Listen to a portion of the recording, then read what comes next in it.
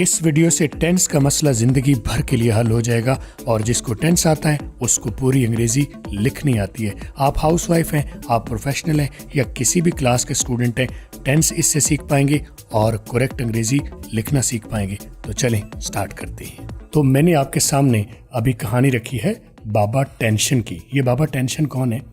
ये बाबा जी टेंशन में है किस वजह से कि इनके 3 बेटे हैं जिनकी आपस में बात नहीं बनती, आपस में इत्तेफाक नहीं है। तो बाप बड़ा परेशान होता है जब उसके बेटों की आपस में बात ना बनती हो, इत्तेफाक ना हो। तो बाबा आपस में इन बच्चों की आपस में ना बनने की वजह से टेंशन में है। क्यों टेंशन में है? क्योंकि बच्चे आपस में लड़ते रहते हैं, उनके झगड़ते रहते हैं, उनका आपस में कोई हुस्न इत्तेफाक नहीं है। और इसके बाबा जी के 3 बेटों के नाम क्या है? प्रेजेंट, पास्ट और फ्यूचर। पहले भी बता दिया। तो ये इनका इत्तेफाक क्यों नहीं है?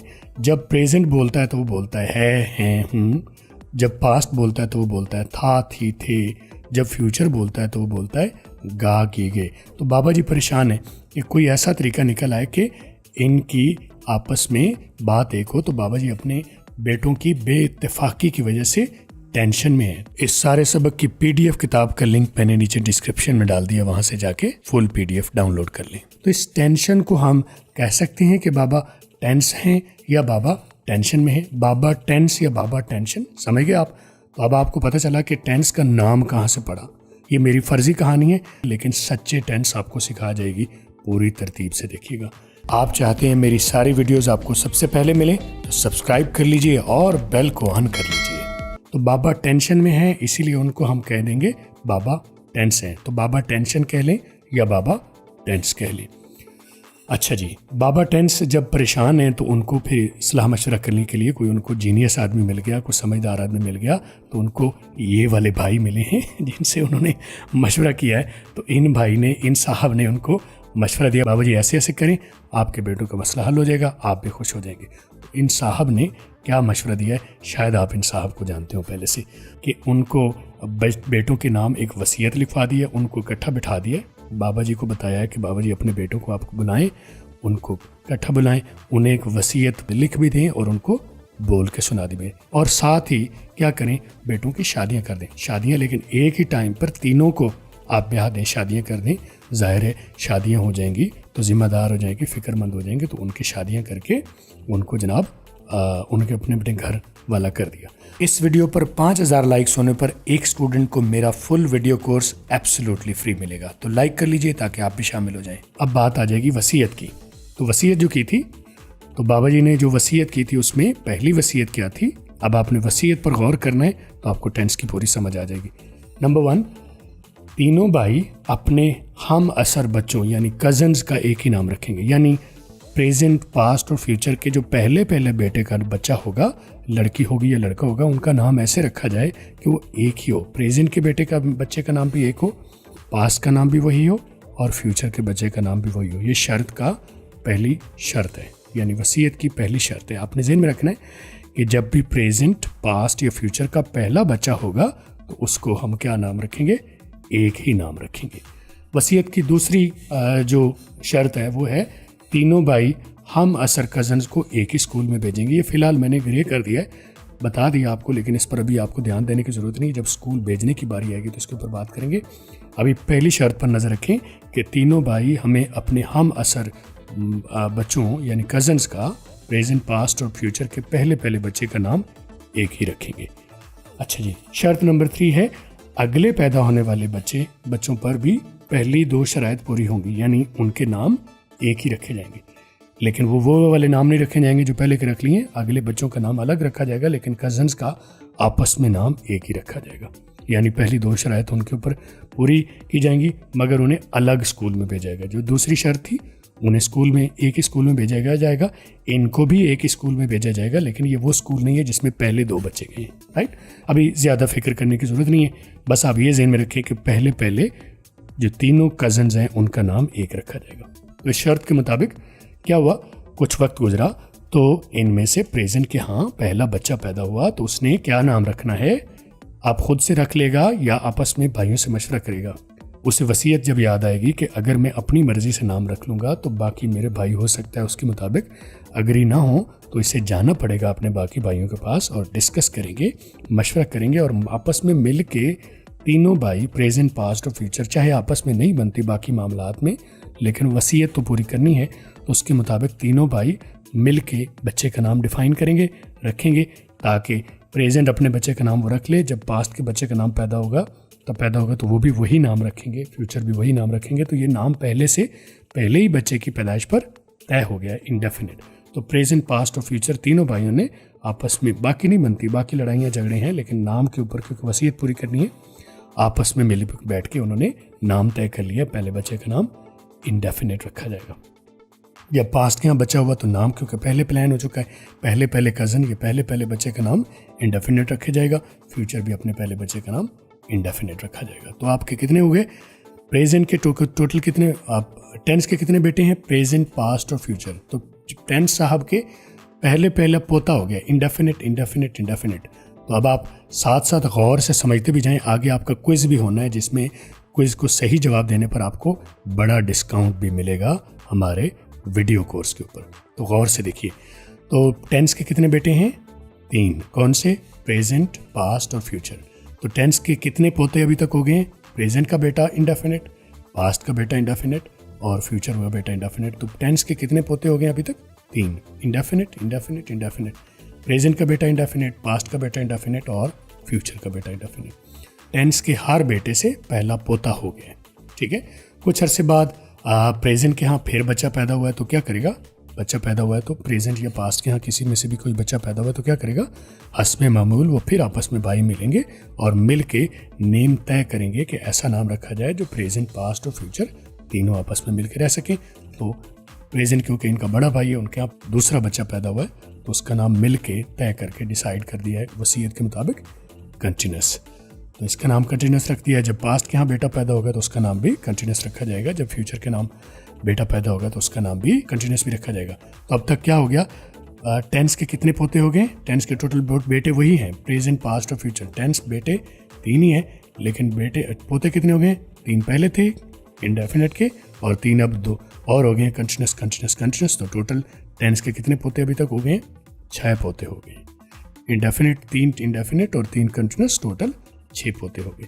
कुछ अरसे बाद अगेन वही शर्त के मुताबिक प्रेजेंट के यहाँ बेटा पैदा हुआ तो उसका नाम मिल के तय कर लिया गया परफेक्ट। तो इसी उसूल के मुताबिक पास्ट भी परफेक्ट रखेंगे और फ्यूचर भी अपने तीसरे बेटे का नाम परफेक्ट रखेंगे। और अभी तक हर बेटे से टेंस का कितने तीसरा पोता हो गया है, तो 6 पोते पहले हो गए थे दोनों बेटों से, तीनों से 3 पोते अभी हो गए तीनों बेटों से। तो अभी तक टेंस के कितने पोते हो गए, 9 पोते हो गए।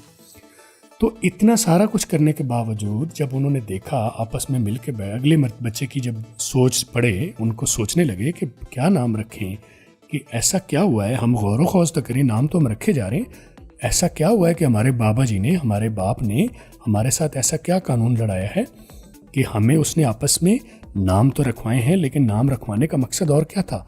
असल में तो उनका मकसद था हमें मिल के बिठाना उनका मकसद था। तो आज हम उनके अपने बाप की जो दानाई के मुताबिक हम मिल के बैठे हैं। और आपको पता है उन दानाई जो बाबा जी को मिली थी वो किसने दी थी, आपको ये तो याद है, उस भाई का नाम आपको याद होगा अभी तक। अच्छा, तो आपस में अभी ये मिल के बैठे हैं, तो इनको अब ये सोच रहे हैं कि नाम रखना तो बहाना था, एक जैसा नाम रखना। बाबा जी जो हमारे वालिद साहब हैं, उनका असल मकसद हमें आपस में इत्तेफाक करवाना था, मिल बिठाना था। और देखो आज हम चौथे बच्चे के लिए भी मिल के बैठे हैं। तो इन्होंने सोचा क्यों ना हम बाबा जी के कानून को, बाबा जी के दानाई को आगे हम भी तो इस्तेमाल करें। उन्होंने तो इस्तेमाल कर दी कि हम आपस में मिल के बैठें। तो देखें हमारे 3 बच्चे हो गए हैं, टोटल हमारे बच्चे 9 हो गए हैं, लेकिन उनके नाम 3 हैं। कौन से, इंडेफिनिट, कंटिन्यूस, परफेक्ट। तो अब ये आपस में सोचते हैं कि हम चौथे बच्चे का नाम बजाय एक नया रखने के, टोटली रखे के, हम वही सिंप्लिसिटी जो हमारे बाप की थी उसी को हम लेके चलें। तो हम नया नाम क्यों रखें, जैसे हम 3 कज़न्स के आपस में एक ही नाम रख रहे थे, तो अब हम क्या करते हैं, अभी जो हमारे पिछले बच्चे पैदा हुए हैं उनमें से 2 का नाम मिला के अगला नाम क्रिएट करते जाते हैं। तो चौथे बच्चे का नाम उन्होंने 2 बच्चों के नाम को यूज़ करके रखा परफेक्ट कंटिन्यूस, यानी एक परफेक्ट और एक कंटिन्यूस। जो पीछे 3 बच्चे हुए हैं उनमें से 2 बच्चों का नाम आपस में मिला के परफेक्ट कंटिन्यूस। ये नाम एक ही है, चौथे बच्चे का नाम 2 नामों से मिला के बनाया गया है। टेंस एक ही है, ये पोता एक ही है, लेकिन इसका नाम दो नामों को मिला के बनाया गया। तो चौथे बच्चे का नाम क्या रखा? Perfect continuous. तो पास्ट के यहाँ जब बेटा पैदा होगा तो उसका नाम भी परफेक्ट कंटिन्यूअस रखा जाएगा। फ्यूचर के यहाँ जब पैदा होगा बच्चा तो उसका नाम भी परफेक्ट कंटिन्यूअस रखा गया। तो बाबा टेंस के हर बेटे में से ये चौथा बेटा है। तो अभी तक क्या हुआ है? अब बाबा जी की जो रूह है वो बड़ी खुश है। बाबा जी तो इतने दौर में जब तक 4 बच्चे हुए वो अल्लाह को प्यारे हो गए थे, लेकिन बाबा जी की रूह बड़ी खुश है और वो उन शख्स को, उस साहब को बड़ी दुआएं देती है जिनकी वजह से मसला हल हुआ था। बाबा जी फौत हो चुके तब तक, लेकिन उनकी रूह जो है बड़ी मुतमईन है। अब बाबा टेंशन की रूह बाबा रिलैक्स रूह बन गई है। प्रेजेंट, पास्ट और फ्यूचर के 4 टोटल भाई कितने हैं? 3 है, प्रेजेंट, पास्ट और फ्यूचर, और उनमें से हर एक के आगे indefinite continuous perfect continuous. Past के भी indefinite continuous perfect continuous, future के भी इंडेफिनिट कंटिन्यूअस परफेक्ट कंटिन्यूअस। अब हम थोड़ा सा डिवाइड कर लेते हैं। तो आपको मैं डिवाइड कर देता हूँ ये प्रेजेंट, पास्ट और फ्यूचर। अब आप समझने के लिए अगली बात कीजिए कि इनकी मैंने डिवीजन लगा दी है आपके समझने के लिए। बाबा जी को तो मशवरा दे दिया था, जो भी उसके मुताबिक उन्होंने मसला हल कर दिया, लेकिन मकसद तो आपका मसला हल करना है। तो हम क्या करते हैं, ये पहले जो बाबा जी के जो बेटे हैं, बाबा टेंस के जो बेटे हैं, कौन से? प्रेजेंट, पास्ट और फ्यूचर। तो इनको अगर मैं कह दूं प्राइमरी टेंस, तो क्या ये गलत तो नहीं है? पहली नस्ल है बाबा टेंस की, पहली नस्ल, तो इसको हम पहली नस्ल या प्राइमरी टेंस कह देते हैं। तो आप इसका नाम रख लीजिए प्राइमरी टेंस। और आपने गौर किया होगा कि मैंने उनके कपड़े जो हैं प्राइमरी वालों के ग्रीन रखे हैं और उसके ऊपर प्राइमरी टेंस का कलर भी ग्रीन रखा है, ऊपर हाईलाइट भी ग्रीन दी है। अब आगे से आपने इस कलर कोड को ज़हन में रखना है। ग्रीन का मतलब प्राइमरी टेंस। जहाँ भी मैं वर्ड ग्रीन में लिखूं, जब भी मैं इशारा ग्रीन का दूंगा, तो आपने ज़हन में रख लेना है कि मैं किसकी बात करूं, प्रेजेंट, पास्ट या फ्यूचर की बात कर रहा हूं। और ये कौन से हैं? ये प्राइमरी टेंसेज हैं या बाबा जी की पहली नस्ल है, बाबा टेंस की पहली नस्ल, या सादा तौर पर प्राइमरी टेंस। तो आप इनको कहेंगे प्राइमरी टेंस। और आगे जो इनके बच्चे पैदा हुए थे उनको हम क्या नाम देंगे? उनको हम नाम देंगे सेकेंडरी टेंस। तो अभी से आपकी समझ में ये आ गया कि बाबा जी के कितने बेटे थे? 3। कौन से? प्रेजेंट, पास्ट और फ्यूचर। तो बाबा जी के पोते कितने हुए? 12। कौन कौन से? प्रेजेंट से कितने हुए? प्रेजेंट से हुए indefinite continuous perfect continuous. Present के 4 बेटे, present indefinite, present continuous, present perfect और प्रेजेंट परफेक्ट कंटिन्यूअस। इसी तरह पास्ट के भी 4 बेटे हुए, past indefinite, past continuous, past perfect और पास्ट परफेक्ट कंटिन्यूअस। फ्यूचर के भी इसी तरह, future indefinite, future continuous, future perfect और फ्यूचर परफेक्ट कंटिन्यूअस। अब आपसे मेरा सवाल होने लगा है। तो आपने ये डिवीजन तो मैंने देख ली कि बाबा टेंस के टोटल बेटे कितने हैं? 3, प्रेजेंट, पास्ट और फ्यूचर। बाबा जी के पोते कितने हैं? टोटल 12। और उन पोतों के टोटल नाम कितने हैं? 4, इंडेफिनिट, कंटिन्यूअस, परफेक्ट कंटिन्यूअस। 3 बेटों में से 4 बेटे, तो 4 दिया 12 टेंस हो। अब इस हर बच्चे का नाम जब लिया जाएगा, जब नाम लिया जाएगा तो उसके साथ पहले बाप का नाम लिया जाएगा, फिर बेटे का नाम। इनमें से किसी बच्चे का भी आपने नाम रखना है, नाम लेना है, बोलना है, तो आप उसके बाप का नाम बोलेंगे और फिर बच्चे का नाम बोलेंगे। तो अब मैं आपको थोड़ा सा क्विज की तरफ लेके चलता हूँ। आप गौर से देखिए, 5 सवाल मैं आपसे करने लगा हूँ। आपने Q1, Q2, Q3 लिख के आपने कमेंट्स में जवाब देना है। Q1 का जवाब देना है। मैं सर्कल करने लगा हूँ इनके ऊपर, आपने बताना है इसका मुकम्मल नाम कौन सा है। यानी कैसे बताना है? पहले बाप का नाम और फिर उस बच्चे का नाम। तो आप इस तरह से मुकम्मल टेंस का नाम बता सकेंगे। तो पहला सर्कल ये आपके सामने रहा।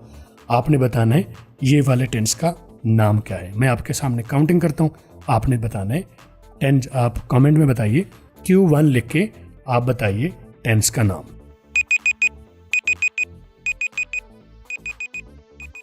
लिख लिया होगा आपने, तो मैं बता देता हूँ इसका नाम है प्रेजेंट इंडेफिनिट। यानी इधर से बाप इसका प्रेजेंट है, बेटे का नाम इंडेफिनिट है। क्वेश्चन नंबर 2, 1 आपने ठीक कर लिया होगा, मैंने आपकी हेल्प भी कर दी। क्वेश्चन नंबर 2 आपके सामने है। इसका नाम भी उसी तरह से मैं सर्कल करूंगा। आपने अपनी समझ के मुताबिक कमेंट्स में Q2 लिख के उसका नाम लिख लेना है, फिर मैं भी बताऊंगा, लेकिन अपनी जीनियस आप इस्तेमाल कीजिए। Here is the circle. आपने इस बच्चे का नाम बताना है कि इसका नाम क्या है। Q2 का जवाब क्या देंगे?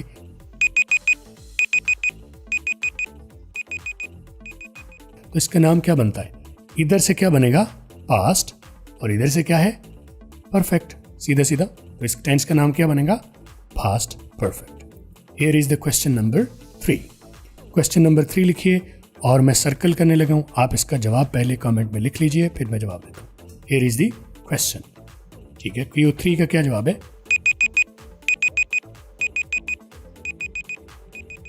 तो क्या नाम है इसका? इधर से ये बाप इसका कौन सा है? फ्यूचर है। बेटे का नाम क्या है, यानी पोते का नाम? बाप। अभी हम बाप और बेटा ही समझ लेंगे। बाप कौन है? फ्यूचर। बेटा कौन है? कंटिन्यूअस। तो इसका टेंस का क्या नाम हुआ? आप लिख लीजिए कमेंट में। Question number 4, here is the circle. इस टेंस का नाम आपने बताना है। इसका नाम क्या है? मैं काउंट करता हूं, आप तब तक टाइप कर लीजिए।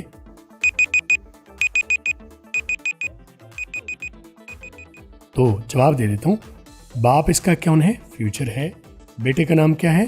परफेक्ट कंटिन्यूअस है। तो टेंस का नाम क्या हुआ? अब आप बता सकेंगे। फ्यूचर, इधर से परफेक्ट कंटिन्यूअस। तो क्या हुआ? Future perfect continuous. आपने लिख लिया होगा। लास्ट क्वेश्चन है और आपने इसका नाम बताना। वो सर्कल मैंने लाइन पहले खींच दी थी, इसका नाम बस आपने बताना है। पहले आधा जवाब तो मैंने पहले आपको दे दिया है।